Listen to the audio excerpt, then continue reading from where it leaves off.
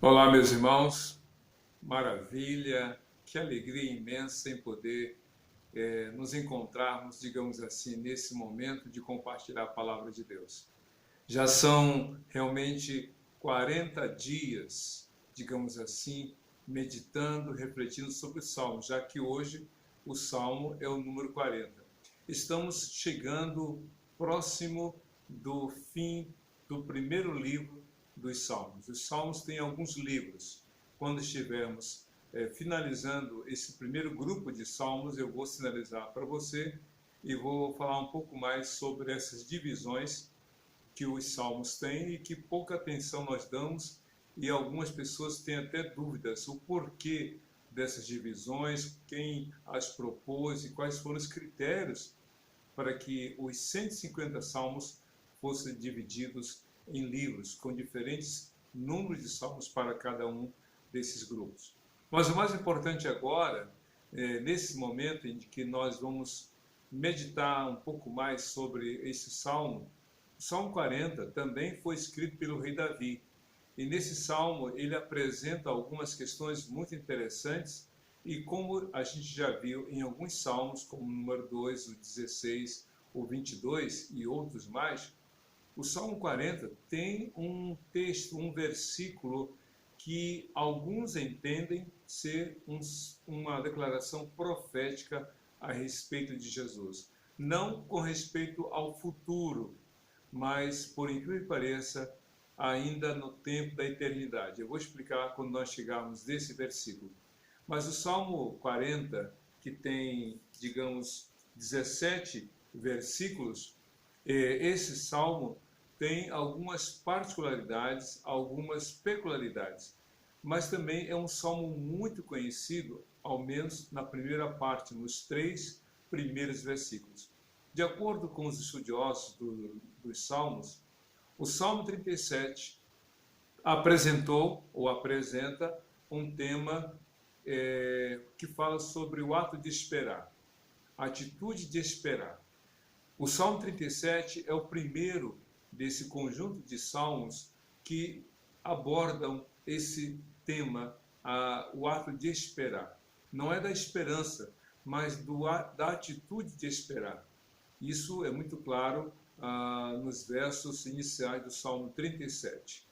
Mas o Salmo 38 e o Salmo 39 falam do sofrimento do ato de esperar.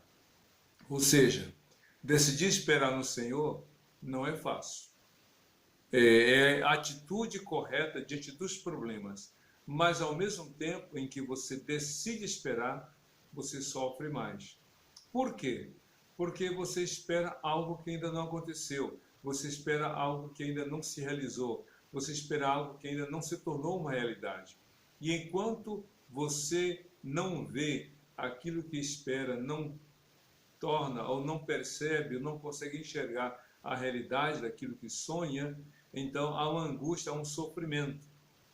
Mas o Salmo 40, enquanto que o 37 aborda o tema, o 38 e 39 dão dramaticidade ao ato, o 40 fala, digamos assim, da expectativa atendida. Em outras palavras, o Salmo 40 diz assim: valeu a pena esperar.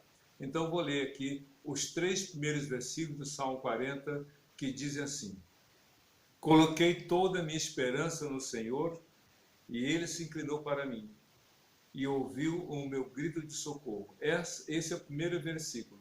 Coloquei toda a minha esperança. Ou numa outra tradução, esperei com paciência no Senhor. Ou seja, esse esperar é aguardar. Esperar não é simplesmente cruzar os braços e ver a vida acontecer ou os fatos ocorrerem. Não. Esse esperar não é uma coisa passiva, inerte. Não é um ato de se omitir, de se ausentar, se distanciar dos problemas. Esse ato de esperar é agir em plena confiança, é caminhar aguardando. Esse esperar é o ato de persistir na dependência do Senhor. Lá, se você ler Romanos 12, versículo 12, o apóstolo Paulo diz o seguinte: alegrem-se na esperança, sejam pacientes na tribulação e perseverar em oração. Vejam só, alegrem-se na esperança, sejam pacientes na tribulação e perseverem em oração. O ser paciente é aguardar, ou seja, você aguarda enquanto o sofrimento acontece, enquanto a quarentena está acontecendo, enquanto o processo de contaminação pela Covid-19 ainda é uma realidade, é o sofrimento, é a tribulação, é a angústia, é o medo. Então você tem que ser paciente. Ou seja, aguarde, vai passar. Esse sofrimento terá um limite, terá um fim, na verdade. Tem um limite e terá um fim. Então, enquanto ele não vem, enquanto a quarentena não acaba, enquanto os riscos não terminam, você tem que ter paciência. Mas a parte final de Romanos 12 é o seguinte, versículo 12. Perseverar em oração. Perseverar mantenha-se ativo.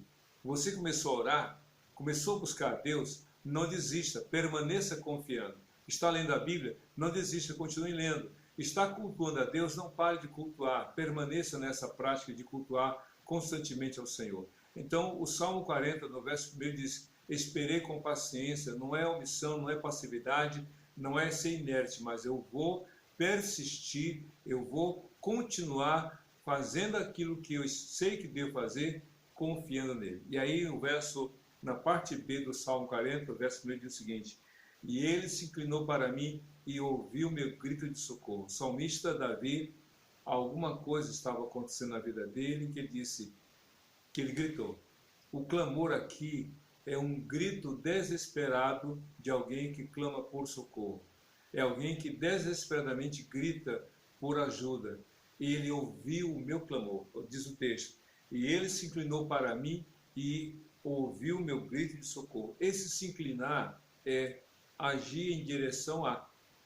Então, quando o salmista diz, o Senhor se inclinou para mim, o Senhor encostou, melhor dizendo, o seu ouvido ao meu coração. Sabe como aquele médico ou enfermeiro, o médico tem mais essa prática de pegar o estetoscópio e então ele vai checar, ele vai auscultar o coração.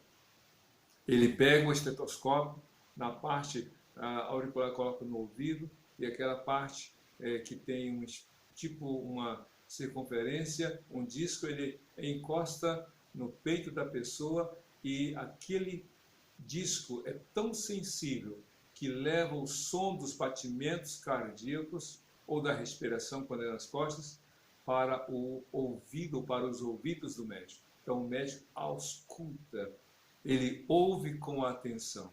Então quando diz somente, e ele se inclinou para mim, ou seja, Deus deu atenção ao meu clamor. E mais do que isso, Deus agiu a meu favor. Porque diz o texto, e ele se inclinou para mim e ouviu meu grito de socorro. E o que Deus fez com o salmista que o levou a declarar que vale a pena esperar no Senhor? Veja só os versos 2 e 3 do Salmo 40. Ele me tirou de um poço de destruição, de um atoleiro de lama. Ou seja, Deus me tirou de um ambiente de morte, de um ambiente de destruição.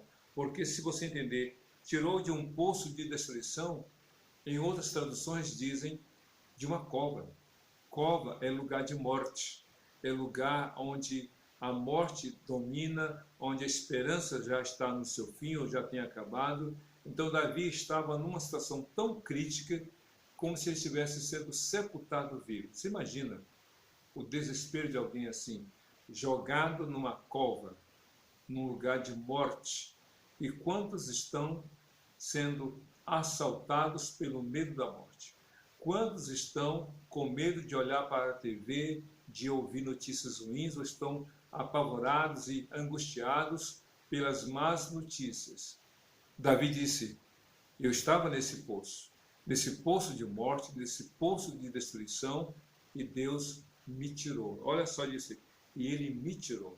Eu não sei quais foram os detalhes e como Davi se encontrou naquela situação. O texto não coloca detalhes, mas sem dúvida alguma, Davi sabia como, quando por que e por quanto tempo ele estava naquela situação. Mas enquanto lá esteve, ele esperou no Senhor e o Senhor o tirou desse poço de morte e de destruição. E aí diz lá ainda no verso 2, ele me tirou de um atoleiro de lama, pôs os meus pés sobre uma rocha e me firmou no local seguro. Sabe o que é atoleiro de lama? Você já andou num lugar onde, quando chove, a estrada vira um lamaçal? Ou você já andou num pântano? É mais ou menos um pântano, porque uma terra barrenta, você escorrega, mas não afunda, em tese. Mas num pântano não. Você pisa num pântano, seus pés afundam.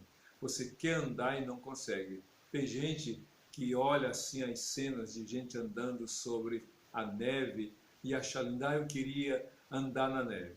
Só que os que estão, que enfrentam as nevascas ou que saem de casa e colocam o pé na rua com neve de 1 metro de altura, de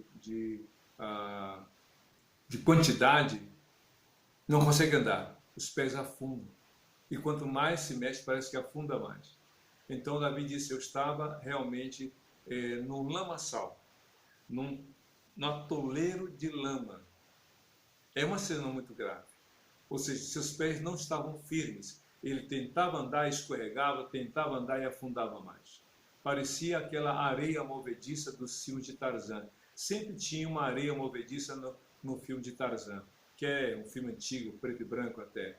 Na época desses filmes, ou desse seriado, como se chamava, a pessoa desavisada pisava num terreno achando que era comum, e aí era lançada ou jogada, ou pisava numa areia movediça, e quanto mais se mexia, mais afundava. Às vezes, nós estamos mergulhados em problemas, e quanto mais tentamos sair do jeito nosso, da nossa maneira, do nosso achismo, mais a gente se afunda. O homem, se não busca a Deus, tende a agravar o seu problema, porque confia em si mesmo. Davi disse, eu estive nesse lugar, mas eu confiei em Deus, esperei em Deus e Ele me tirou.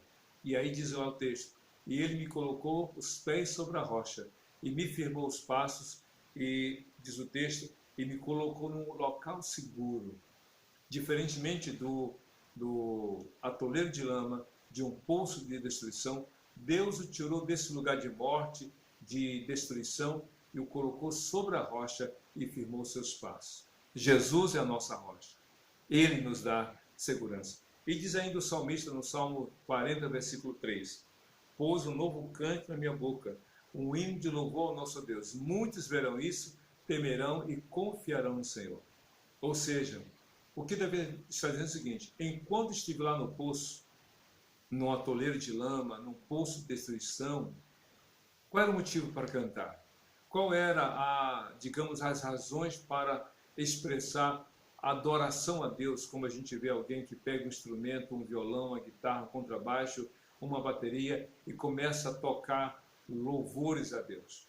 Naquela situação, só tinha medo, angústia, sofrimento, pavor e um clamor desesperado ao Senhor. Então agora Davi diz, e ele pôs na minha boca um novo cântico, um hino de louvor ao nosso Deus. Lembra lá do texto de Êxodo capítulo 14, quando Moisés e toda a multidão que havia saído do Egito com ele está do lado de cá, digamos assim, do Mar Vermelho. Eles veem o exército egípcio com Faraó vindo em direção a eles. Eles entram em pavor, em desespero. Moisés clama, Deus abre o mar, eles atravessam a terra seca, o solo, o chão daquele lugar, daquele mar está seco, eles atravessam. E diz a Bíblia que no meio da travessia os egípcios morreram afogados, e quando eles chegaram do outro lado, diz a Bíblia que Miriam liderou as mulheres e elas louvaram a Deus.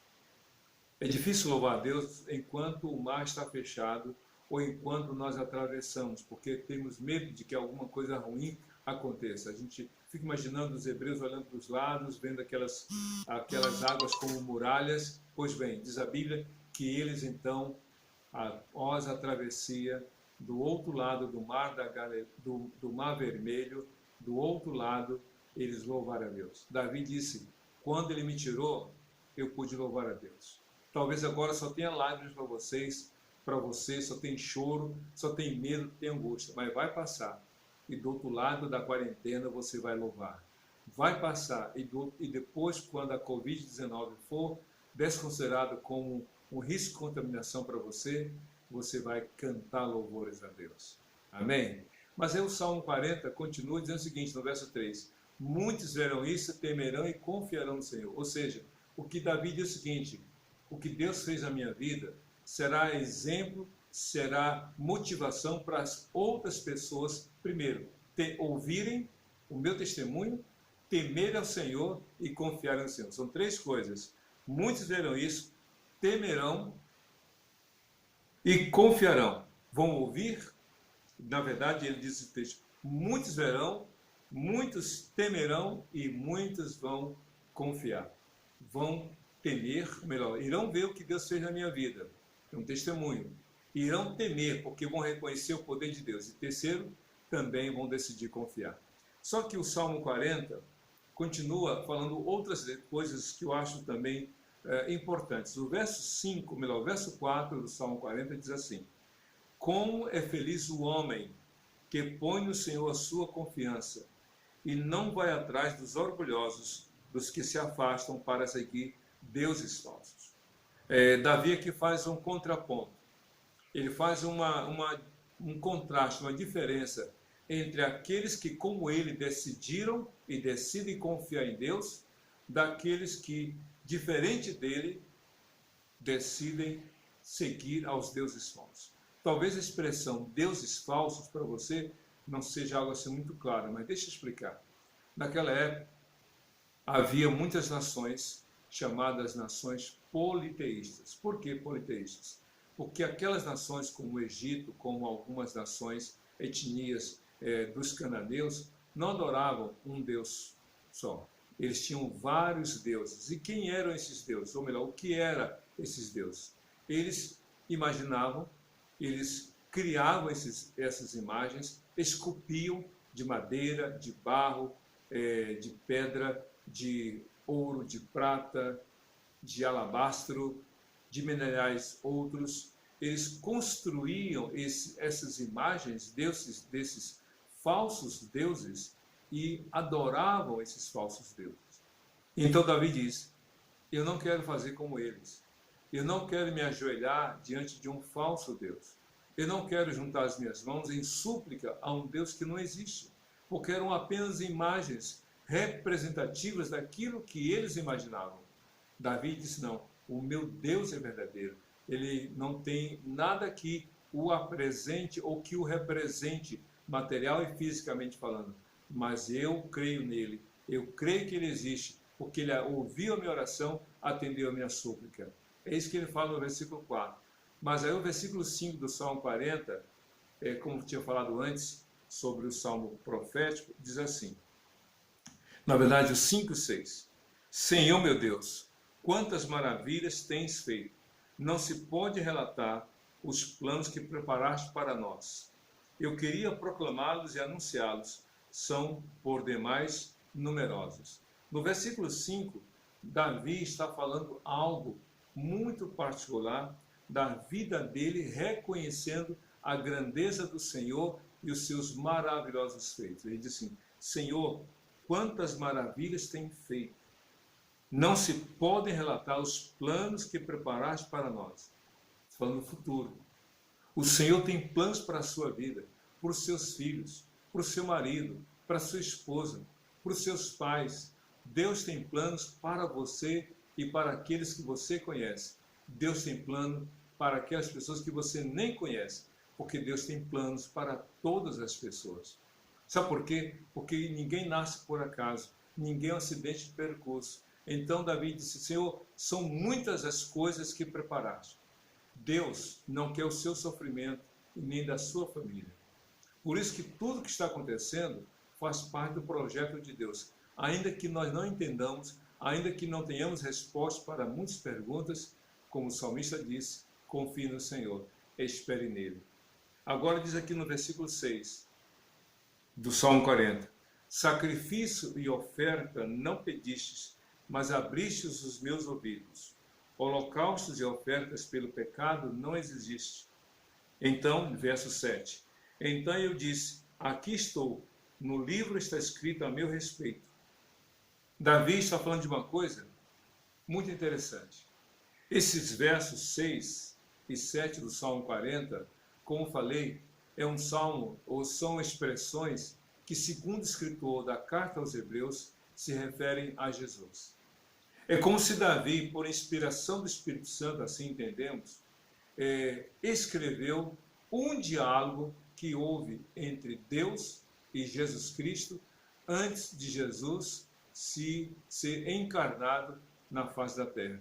Antes de Jesus vir ao mundo, houve um diálogo entre Deus e Jesus. Sabe como? É tipo assim, o que deve ser feito para salvar a humanidade? Qual é a solução para que os homens que pecaram e estão condenados ao inferno não tenham esse destino realizado em suas vidas? Qual é a solução? Alguém, escutem bem, é uma suposição do diálogo que estou aqui colocando. É preciso que uma vida inocente venha morrer pelos culpados, que é toda a humanidade. Quem vai se colocar? E então Jesus se apresenta e diz assim: então eu disse, aqui estou, no teu livro está escrito a meu respeito.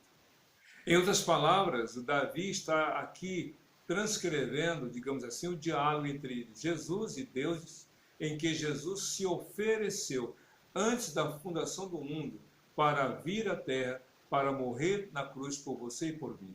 Esse texto do Salmo 40, versos 6 e 7, são escritos lá no livro de Hebreus. Eu recomendo que você leia a carta aos Hebreus nos seus 13 versículos, e nos 13 capítulos. E os 13 capítulos apresentam Jesus como aquele que, sendo Deus, se tornou homem e ofereceu a Deus algo muito maior do que um sumo sacerdote já tinha oferecido. Porque Jesus é o sumo sacerdote por excelência, que ofereceu o maior e o melhor de todos os sacrifícios. Ele se ofereceu a si mesmo. Então Jesus é o sumo sacerdote por excelência e ele é o cordeiro por excelência. Ele é o ofertante e é a oferta. Ele é maior do que Moisés, maior do que os anjos, maior do que o templo, maior do que Arão. Ele é o maior e é superior a tudo e a todos. É isso que diz a Bíblia sobre Jesus na carta aos Hebreus. E ele cita esse texto para falar exatamente dessa escolha, dessa voluntariedade de Jesus que escolheu, que se ofereceu para morrer na cruz por você e por mim. É por isso que em João capítulo 5, versículo 13, João capítulo 15, versículo 13, Jesus disse: ninguém tem maior amor do que este, do que dar a sua vida pelos seus amigos. E em João 13:1, a Bíblia diz: tendo Jesus amado os seus, os amou até o fim. Mas continuando o Salmo 40, a gente observa algumas coisas a respeito do que Davi colocou. No verso 9, por exemplo, eu proclamo as novas de justiça na grande assembleia. Como sabe, Senhor, não fecho os meus lábios. Vejam só, eu proclamo as novas de justiça na grande assembleia, ou seja, no meio das pessoas, na reunião da congregação, eu proclamo a grandeza, as novas de justiça. Que justiça é essa? A justiça que vem de Deus. Jesus é o justo por nós injustos, o santo por nós pecadores. Ele deu a vida dele por nós. Então, em Jesus, Deus cumpriu toda a justiça que deve ser proclamada a todas as pessoas. Nos versos 11 e 12, o salmista diz o seguinte: não me negues a tua misericórdia, Senhor, que o teu amor e a tua verdade sempre me protejam, pois incontáveis problemas me cercam, as minhas culpas me alcançaram e já não consigo ver, mais numerosas são que os cabelos da minha cabeça e o meu coração perdeu o ânimo. Talvez aqui haja uma explicação para os sofrimentos de Davi no versos 1 e 2 do Salmo 40. No Salmo 40, verso 1, ele descreve, até o verso 2, descreve que ele estava no fundo do poço, que ele estava no tremedal de lama, que ele estava sendo sepultado vivo, coisa do gênero. E talvez aqui no versos 10 e 12, ou melhor, 11 e 12, então Davi coloca os motivos que muitos dos problemas que ele estava enfrentando foram causados por ele mesmo. E ele os descreve ou fala deles dizendo: as minhas culpas me alcançaram e muitos são os meus pecados. Ele diz: o meu coração perdeu o ânimo. Ele fala sobre isso. Mas é interessante que Davi, na sua humildade, ele diz assim no verso 13: agrada-te, Senhor, em libertar-me. Apressa-te, Senhor, a ajudar-me. Ou seja, ele aprendeu a confiar em Deus, aprendeu a esperar em Deus. E diante da quantidade dos problemas que ele estava enfrentando, ele repercute, ou melhor, ele reafirma a sua escolha e a sua decisão de confiar no Senhor.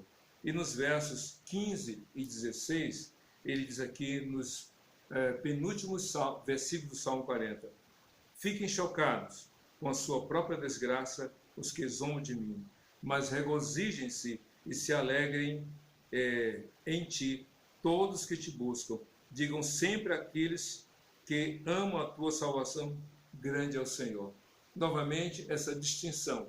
Se você lê todos os salmos, em sua maioria, sempre uma divisão entre os que confiam e os que não confiam, entre os que obedecem a Deus e os que não obedecem a Deus. A pergunta é: de que lado você está? Dos que obedecem e confiam em Deus ou dos que não confiam e desobedecem ao Senhor? A escolha é sua, a decisão é sua. Diz lá no verso 3 do Salmo 40. Muitos verão isso, temerão e confiarão no Senhor. A pergunta é: você fará parte dos muitos que vão temer ao Senhor e vão confiar no Senhor? E, por fim, o Salmo 40, verso 17, com ele o salmista conclui: quanto a mim, sou pobre e necessitado, mas o Senhor preocupa-se comigo. Tu és o meu socorro e o meu libertador. Meu Deus, não te demores. Tu és o meu socorro e o meu libertador. Dois títulos que Davi atribui ao Senhor. Tu és o meu socorro, aquele que vem, que ouve meu clamor, e tu és o meu libertador, que me tira da crise. Deus abençoe você e que você expresse confiança em Jesus, Senhor e Salvador de todo aquele que nele crê, hoje e para todos sempre. Amém.